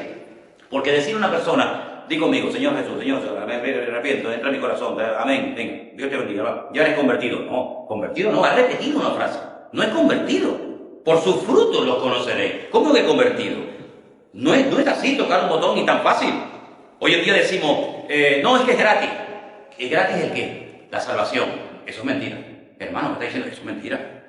La salvación es carísima. Lo que pasa es que otro la pagó. Que la pagó Jesucristo. Pero de gratis nada, ¿eh? La salvación no es gratis. O sea que Cristo pagó el precio que yo nunca podía haber pagado. Y por eso hoy en día para mí es gratis. Pero si Cristo no hubiera muerto, ¿te parece poco el precio que tuvo que pagar el Señor para obtener nuestra salvación? Muchacho, dio la vida, dio la sangre. Entonces decimos que es gratis. No, bueno, mira, alguien pagó la deuda que tú le debías a Dios. ¿Y cómo pago yo esa deuda? No la puedes pagar. Menuda desgracia tienes ahora. Pero no te preocupes, tengo una buena noticia para ti. Alguien pagó tu deuda, se llama Jesucristo. Murió por ti, ocupó tu lugar. ¡Uf! ¡Qué alivio! Si tú crees que Él ocupó tu lugar, si tú crees realmente que la muerte que a Él le dieron era la que tú merecías, pero que por amor Él le dijo al Padre, no lo mates a Él, mátame a mí. Pero la fe sola no basta. Claro que no. Por eso estoy diciendo, si solamente es decir, yo creo, no. Y ahora tienes que demostrar. Primer paso, bautízate de nuevo. Empieza de cero. Amén. Es un palo al ego. Es un palo al ego, pero es que el Evangelio donde más te golpea es en la línea de flotación, es en el ego. Es decir, ostras, entonces lo que yo he hecho, pues ¿sabes qué? No es por mis méritos. Esa es la gran tragedia del pueblo de Israel. Todos los libros, digo docenas y docenas de libros, todos los libros que tú lees del pueblo de Israel, escritos por rabinos, todos siempre emplean de una manera u otra la palabra méritos. Yo tengo que hacer méritos, tengo que orar un montón y tengo que no sé qué. Y por los méritos entonces el Señor me va a bendecir. Y por los méritos mis hijos van a ser sanos. Y por los méritos, y el Evangelio es todo lo contrario. El Señor dice, ¿pero qué mérito vas a hacer tú? ¿Qué mérito vas a hacer? Si el mérito que tenías que hacer era morir en una cruz. Y si lograras morir, ahora resucita, porque claro, no tiene sentido morir para después quedarte sepultado, ¿no? Entonces, esta gente le está diciendo a los fariseos, le están diciendo a los recién convertidos, tienen que volver otra vez a la ley. Vamos a ver, el Señor no anuló la ley. La ley no está anulada. La ley lo que está es ampliada. ¿Está anulada la ley? Los 10 mandamientos los anuló Cristo. Lo que pasa es que nos hemos quedado con los que nos interesan, y con los que no nos interesan, encima no será para los judíos. Pero el Señor no tiene a los judíos aquí y a los cristianos allá. El Señor está formando un solo pueblo. Y ese solo pueblo se llama los hijos de Dios. Ni más ni menos. Entonces, el problema surgió porque le estaban obligando a la gente a circuncidarse. Y dice aquí, ninguna diferencia hizo entre nosotros y ellos, purificando por la fe nuestros corazones. Ahora pues, ¿por qué tentáis a Dios poniendo sobre la cerviz de los discípulos un yugo que ni nuestros padres ni nosotros hemos podido llevar? Antes creemos que por la gracia del Señor Jesús seremos salvos igual que ellos. Entonces toda la multitud cayó y oyeron a Bernabé, a Pablo, cómo contaban las grandes señales y maravillas que Dios había hecho por ellos entre los gentiles. Y cuando ellos callaron, Jacobo, que es Santiago, respondió diciendo, varones hermanos, oídme. Simón ha contado cómo Dios visitó por primera vez a los gentiles para tomar de ellos pueblo para su nombre. Y con esto concuerdan las palabras de los profetas, como está escrito, después de esto volveré, reedificaré el tabernáculo. Hay que decir, hoy lo analizamos en el texto original, que la palabra tabernáculo no es la original, es la palabra sucá. Y la sucá era una tiendita de campaña que se hacía en la fiesta de los tabernáculos, pero se puso tabernáculo de David, que está caído. Repararé su ruina, y ahí menciona una palabra profética del libro de Amós, versículo 19, conclusión, por lo cual yo juzgo que no se inquiete a los gentiles que se convierten al Señor, sino, ahora viene la conclusión, tanta discusión para esto, se les escriba que se aparten de las contaminaciones de los ídolos, de fornicación, de ahogado y de sangre. Esta es la conclusión. Que se les escriba a los que se están convirtiendo que se aparten de las contaminaciones de los ídolos, de la fornicación, de ahogado y de sangre. Ahora te viene un testigo de Jehová a tu casa y cuando le preguntas por el tema de la sangre te dice, no, es que la Biblia prohíbe dar sangre. Y tú dices, ¿dónde? Dice, aquí. Un texto fuera del contexto. Fíjate tú lo que hemos leído para llegar aquí. Pero ellos te hacen así y te dicen, mire, aquí está, señor, léalo. Y te dice, de fornicación, de ahogado y de sangre. Oye, ¿verdad? Lo dice la Biblia. El concepto transfusión en el siglo XXI-XX es lo mismo que el concepto absteneo de sangre 2000 años atrás. ¿Existían las transfusiones hace 2000 años? Luego, no puede estar prohibiendo Santiago ni los apóstoles de la iglesia primitiva el dar transfusiones de sangre, puesto que eso no sé exactamente cuándo se inventaron las transfusiones de sangre, pero te puedo asegurar que en el siglo I no existían. Por lo tanto, es algo que estás sacando del contexto para decirte que si tu hijo necesita una transfusión de sangre no puedes dársela. ¿Por qué? Porque la Biblia dice absteneos de sangre. ¿Qué era hace 2000 años abstenerme de sangre? ¿Qué era? No se podía comer carne con sangre. Ni se podía ni se puede hoy en día en Israel. Tienen que ser matados por personas específicas y que hacen un certificado, dicen esto es kosher, es decir, se puede comer. Se escurre, se exprime, ni una sola gota de sangre tiene la carne que se come en Israel hasta el día de hoy. Es que la sangre es perjudicial. La sangre está la vida, dice el Señor. Que tenga sangre es perjudicial. Ok, entonces, lo que se le está diciendo a los gentiles es lo siguiente. Vamos a ver. En un principio los que se convertían eran judíos, y judíos. Pero claro, ahora resulta que Pablo se ha ido por ahí por esas naciones de la tierra, y Pedro se fue a la casa de Cornelio, y cada día se están convirtiendo más gentiles. Se están convirtiendo un montón de gente que no tiene nuestras costumbres, que no han practicado la Torá, que no saben nada de nuestra ley. Y claro, ahora nos encontramos en la iglesia 1000 gentiles, y ahora somos nosotros 500. Y aquí hay un follón. Vamos a establecer normas de convivencia. Y entonces, como los judíos se sienten mal cuando ven a estos que comen ahí, la venga y tal, vamos a establecer unas normas para que las respetemos entre todos. Y esas normas se van a mandar por carta a todas las iglesias. Y tú, Pablo, como viajas tanto, pues te llevas estas normas. Eso es lo que se estableció. La pregunta es, que es a lo que yo quería llevarles. Las normas que se establecieron en el primer concilio de la iglesia, que fue el concilio de Jerusalén, ¿están en vigor hoy en día? ¿O estas normas fueron únicas y exclusivamente para aquellos creyentes del siglo I? Piensen antes de responder. ¿Por qué digo antes de responder? Por lo siguiente, porque esto es Nuevo Testamento. Aquí está Pedro, Santiago, Bernabé. Aquí no está Abraham, Isaac, Jacob, Moisés. Cuidado, esto es Nuevo Testamento. Estos son los apóstoles de la iglesia a la cual yo pertenezco, porque todos pertenecemos a la única iglesia que tiene Cristo. Y entonces la pregunta es, ¿estas normas eran para aquel tiempo? ¿Son también para hoy en día? Si no son para hoy en día, bueno, pues entonces ¿para qué se escribió esto? Si son para hoy en día, la pregunta es, ¿las estamos cumpliendo? ¿No las estamos cumpliendo? A eso es a lo que yo les quería llevar, a que se expriman el coco y se pregunten, bueno, toda esta información que hay aquí, ¿a mí esto para qué me sirve? Entonces, vamos a terminar y ahora vamos a ustedes. Así que enviamos, versículo 27, a Judas y a Silas, los cuales también de palabra os harán saber lo mismo. Y ahora viene lo fuerte, ahora viene lo tremendo, la bomba. Verso 28, ¿lo leemos juntos? ¿Sí? Venga. Porque ha parecido bien al Espíritu Santo y a nosotros no imponeros ninguna carga más que estas cosas necesarias. Número 1. Que os abstengáis de lo sacrificado a los ídolos, de sangre, de ahogado, de fornicación, de las cuales cosas, si os guardáis, bien haréis, pasando bien. Volvamos a repetir lo que se acordó, que os abstengáis de lo sacrificado a los ídolos. Bueno, esto sinceramente hoy en día no existe, por una sencilla razón, porque en aquellos tiempos, y esta es la verdad, cuando una persona tenía una carnicería, pues mataba 2 pájaros de un tiro. Yo mato a la vaca, presento el sacrificio a mi ídolo, a Baal, a Astarot, a Moloch, o a quien sea, y luego, pues mira, quedo bien con el ídolo y encima le saco un dinerillo a la vaca, la troceo y la vendo al público, y quedo bien con este y con ustedes. Hoy en día eso, que yo sepa, yo no sé si por ahí hay algún carnicero que mata una vaca y luego detrás de la carnicería tiene allí, yo que sé, un altar que la sacrifica, quien sea. Si así fuera, yo no como eso ni loco, a ver si me entienden. Pero hoy en día eso no se ve. Por lo tanto, pero por ejemplo, de sangre, de ahogado y de fornicación, porque escuchen una cosa, si yo cojo un metro de centímetros, esa es otra regla de oro de la hermenéutica. No sé cómo explicarla, pero yo lo voy a contar y después tú la pones con tus palabras. Si yo cojo un metro para medir esa pared hasta esta silla y cojo 1 metro de centímetro, yo no puedo decir, bueno, de aquí a aquí, ¿cuánto es centímetro?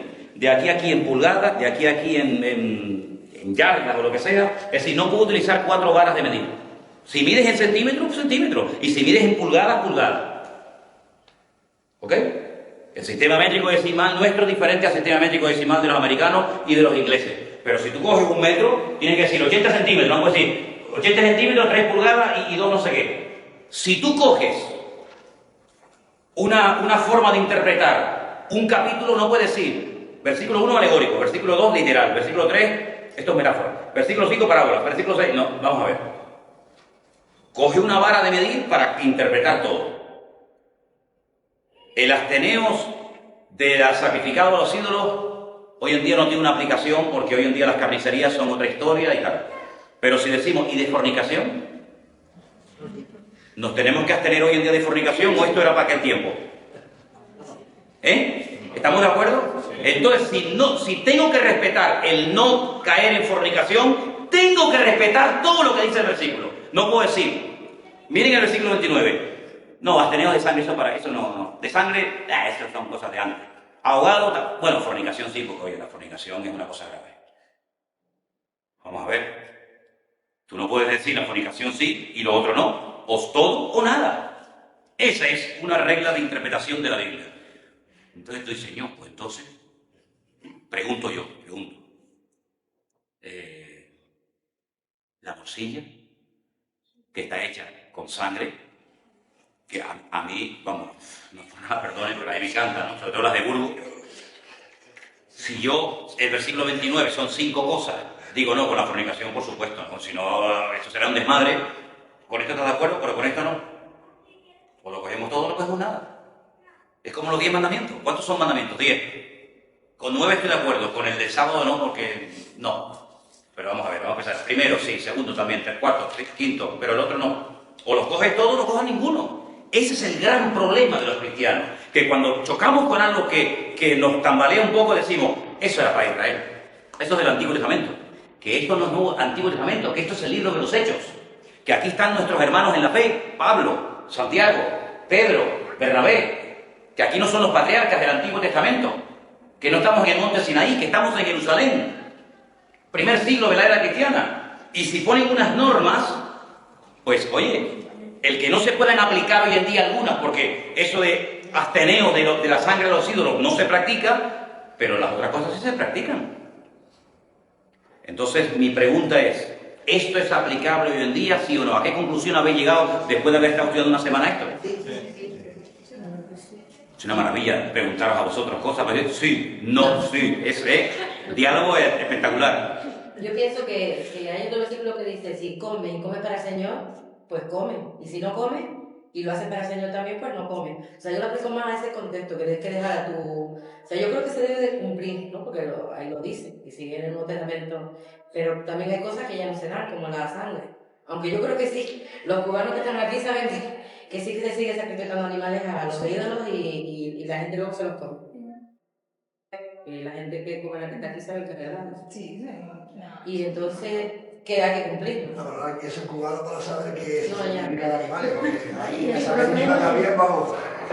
Pero también dice que todo lo que está en la carnicería es lícito. El problema es la comprensión de ese mandato, ¿no? Es decir, impera en este caso, digamos que la cultura, digamos como que hace un poco la vista gorda a lo bíblico, o tendría la cultura que ser absorbida por lo bíblico. Porque podemos decir, oye Manolo, es que en España, chico, es que, pues imagínate, un fabricante de morcillas dice, es que aquí comemos morcilla. Bueno, pero una cosa, el que yo haya hecho una cosa mucho tiempo, no le da credibilidad a mi error. Es decir, un etarra ha matado durante 30 años.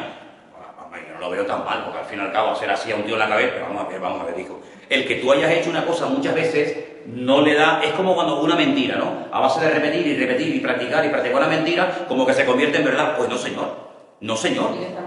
Claro, es decir, el que ha sido idólatra, el que ha sido mujeriego, el que ha sido drogadicto, el que ha sido asesino, oye, llegará un momento en el que tendrás que pararte y decir, mira, tú no puedes seguir en esta línea. Bueno, pero es que es mi cultura. Bueno, pues entonces tú pon en la balanza tu cultura y la Biblia.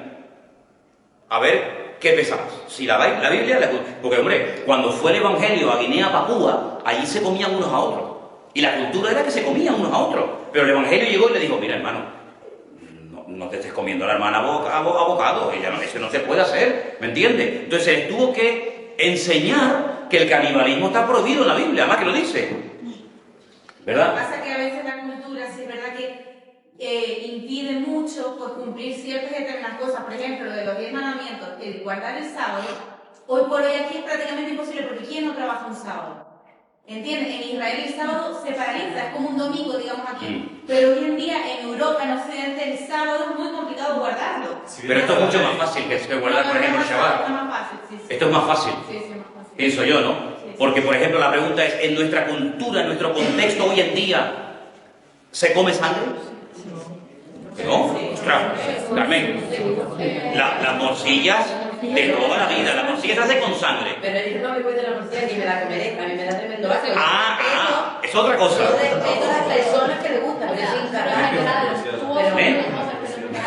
Bueno, y en el norte la sangre directamente. No, es que en España es cultura de cerdo, de morcilla y de esa cosa. Pero yo pregunto, porque el domingo cuando yo leía el texto, no sigáis la costumbre de las naciones, yo pregunto, oye, ¿no será que a lo mejor en nuestra cultura, en nuestro país, hay costumbres que tendremos un poquito que replantearnos?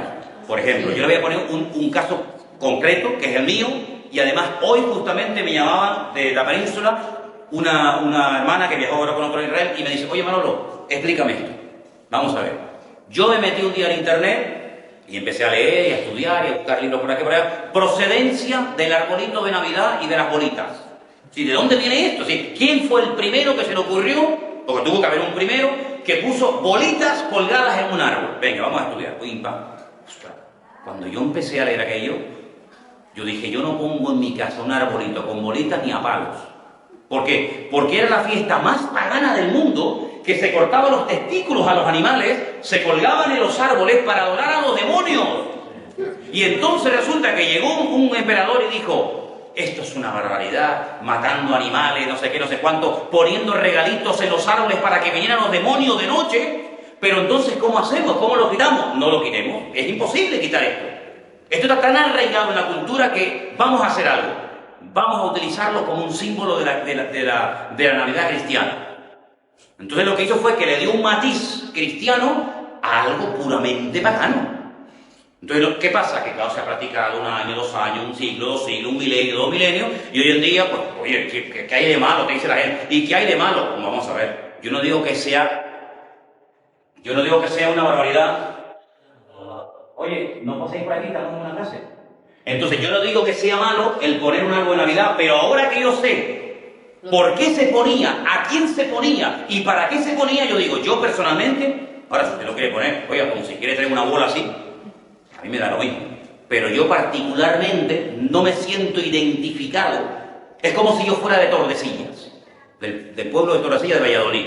Yo sí soy de Tordesillas, aunque en mi pueblo de hace 1000 años hemos salido todos al campo a meterle puñaladas a un toro y a torturarlo, yo como cristiano ya no podría salir. ¿Por qué? Porque yo veo eso una auténtica barbaridad. Es que eso es muy difícil de quitarlo de la gente. Bueno, pues como yo no lo puedo quitar de la gente, me quito yo. ¿Sabe lo que hacían en ¿Me explico? Es mucho más fácil. Claro, yo no puedo decir el día no. Es mucho más fácil quitarme yo que pretender quitar a mí. Y cuando algún día alguien me diga, oye, ¿tú por qué no haces eso? Pues mira, aprovecharé la oportunidad. Yo entiendo que es muy difícil cumplir ciertas y determinadas cosas, pero a la luz de la palabra, a mí no me cuesta hoy en día tenerme de fornicación. No me cuesta. Lo tengo clarísimo.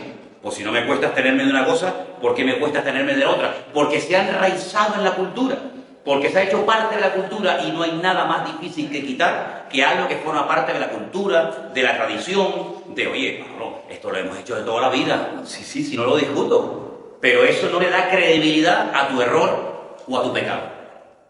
¿Así de claro? Entonces, este capítulo, para mí, es muy importante porque aquí se sentó una base para lo que sería la cristiandad siglos más tarde, ¿no? Y aquí lo que se discutía en un principio era si se circuncida o no a la gente. Pablo escribe una carta y dice, mira, ni la circuncisión vale o no vale, sino que aquí lo que vale es la nueva creación y la nueva criatura en Cristo Jesús, ¿verdad? Pero esto es mucho más.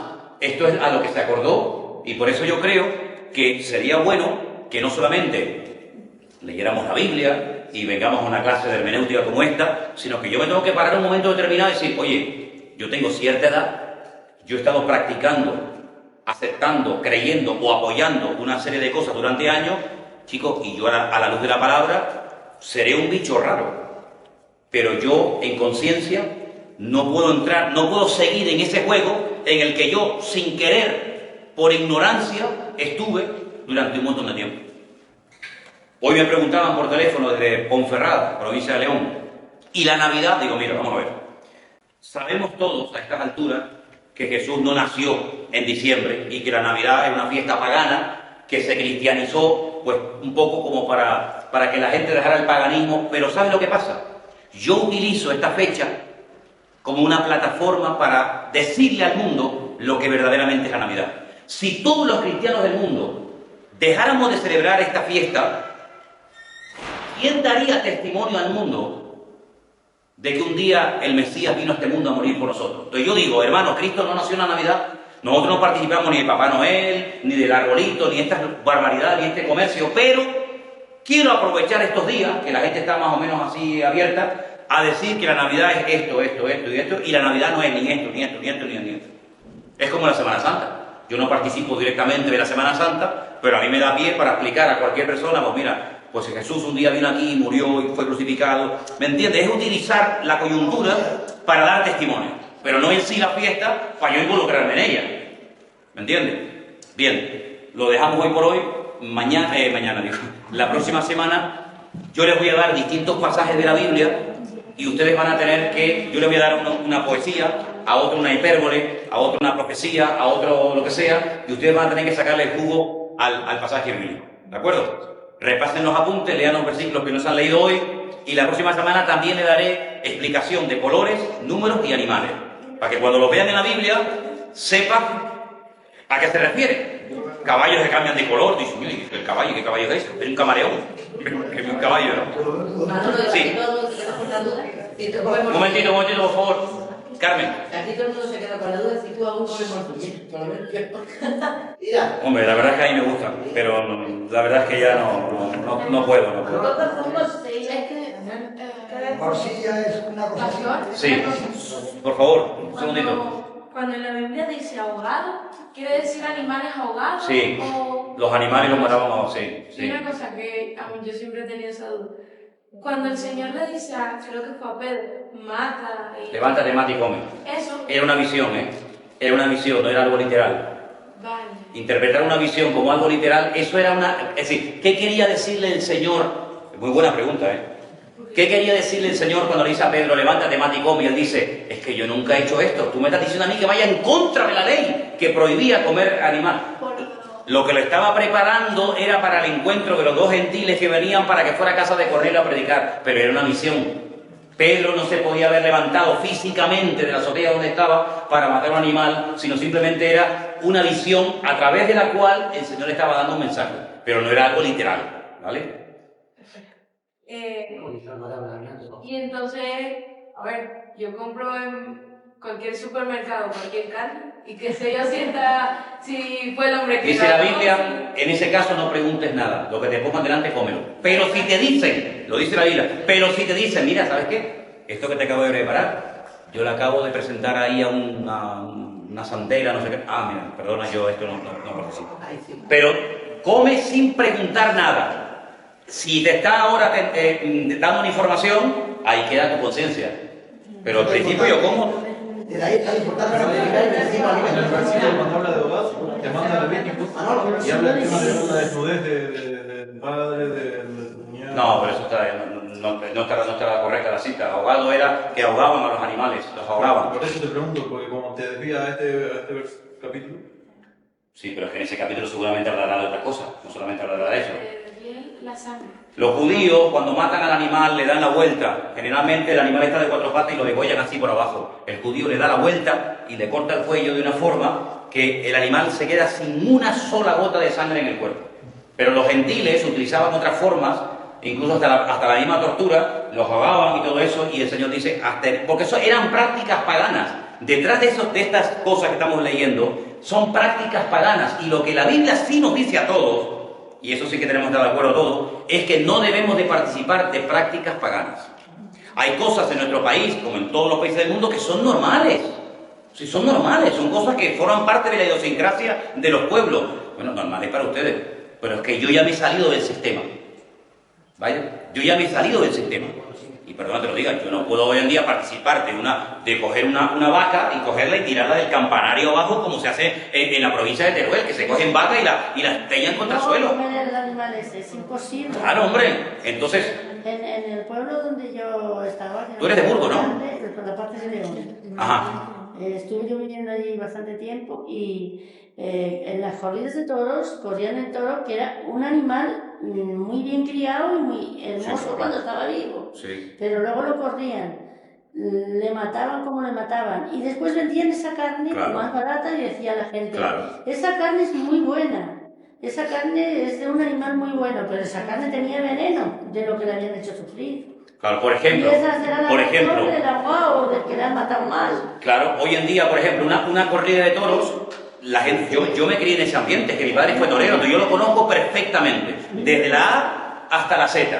Y yo os digo que, por ejemplo, no hay un ritual con una connotación más espiritual que una corrida de toros. Tiene una cantidad de connotaciones espirituales. Hay un sacerdote, hay una víctima, está todo estipulado, pero claro, te lo presentan todo tan bonito, pero yo que he vivido eso y lo he mamado desde adentro, no te puedes ni imaginar los rezos que se hacen, las cosas que se pone el torero por dentro para que no se quede, las invocaciones que se hacen y que la gente ignora, pero hay una connotación espiritual y esa carne se vende. Yo he comido eso desde buen mal. Yo me he comido el toro entero, menos los cuernos y las patas, me he comido el toro entero. Todo lo que te puedas imaginar, dice, ¿y hay qué? También. Pero es malo. Entero. Es malo como- Hombre, a ver si me entiendes, pero forma parte de una cultura. Pero claro, cuando tú tienes una información de la palabra, tú dices, espérate un momento. De una cultura y de una Yo ignorancia. sé que... Claro. Pablo dice, por ignorancia perseguía a los cristianos. Pero el Señor nos saca en un momento puntual de la vida de la ignorancia. ¿Quién no ha sido ignorante, hermano? Aquí todos hemos sido ignorantes y bárbaros, ¿verdad? Pero llega un momento en el que el Señor te dice, mira, ahora ya no tienes excusa. Ahora tú verás lo que haces. Yo recuerdo a mi familia que se abstenían de esa clase de carne. Pues mi padre me decía, vete abajo y dile a fulanito que te dé tal y lo comemos. Yo al revés. Pero eso era porque pensaban que era muy buena, que era Claro. una carne, que era un animal de lo mejor. Que el Señor les bendiga, hermanos. Bueno, Nos vemos el próximo miércoles. Recuerden